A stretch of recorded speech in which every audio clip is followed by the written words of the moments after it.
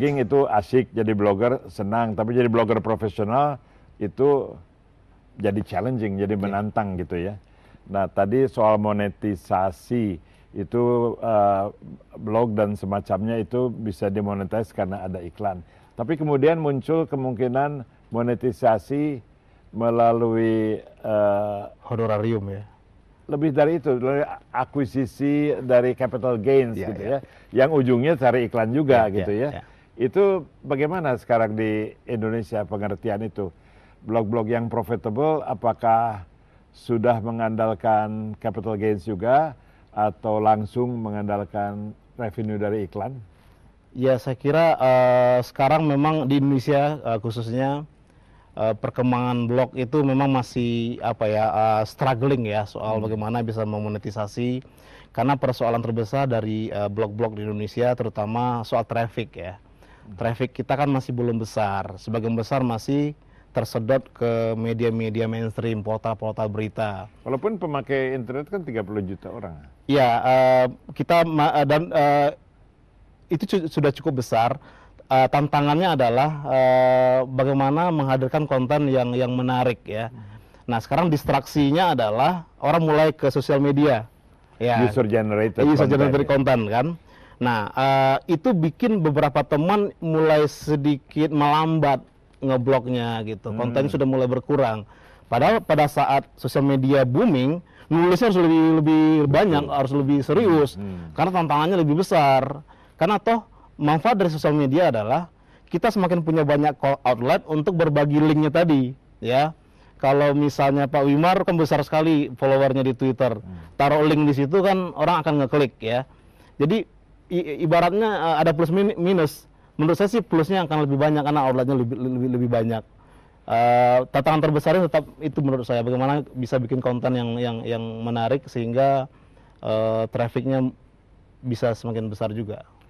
Di luar acara ini barangkali Pak Budi Putra bisa kasih advice bagaimana memonetize gitu ya, seperti Twitter saya. Sebab dari dulu saya memang alhamdulillah menikmati pengikut yang banyak, tapi tidak pernah jadi uang tuh gitu ya.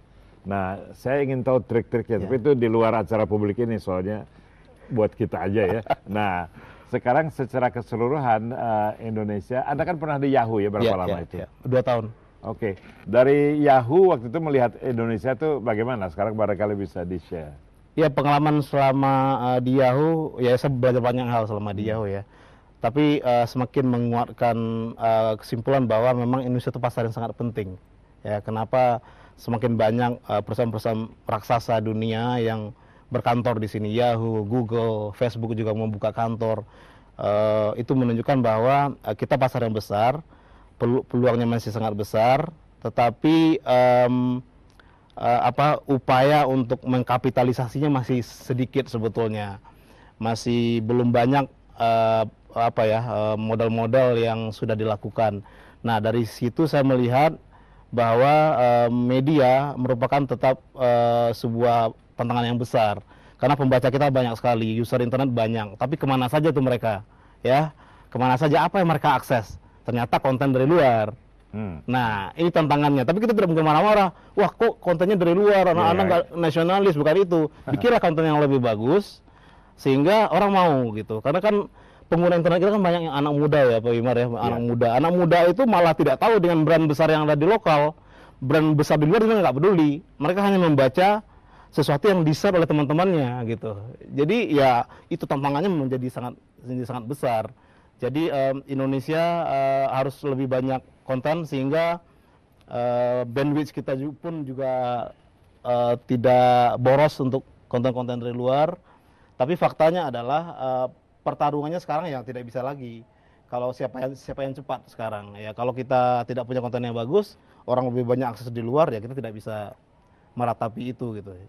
Tapi menurut saya inilah tantangannya bagi kita. Konten itu sangat penting. Mungkin juga kesulitan web developer di Indonesia untuk menikmati capital gains dengan diakuisisi oleh Yahoo, Google atau siapa begitu ya, adalah karena di sini orang-orang ahli internet tuh tidak juga menguasai ahli financing ya, venture capital finance atau project finance secara umumnya.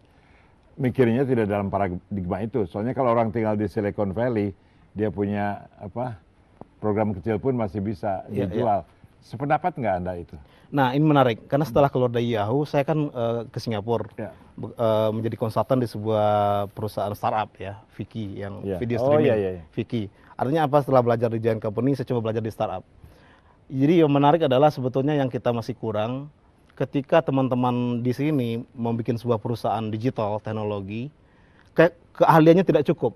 Semuanya cuma misalnya geek aja, engineer aja. Ya. Tapi ahli finance-nya, hukum legalnya tidak ada, finance-nya, orang produknya tidak ada. Oke, saya stop sebentar, kita break lagi untuk masuk ke segmen berikutnya. Menarik sekali dengan Budi Putra mengenai perkembangan dunia, apa namanya lah, IT, blogging, social media, user generated content.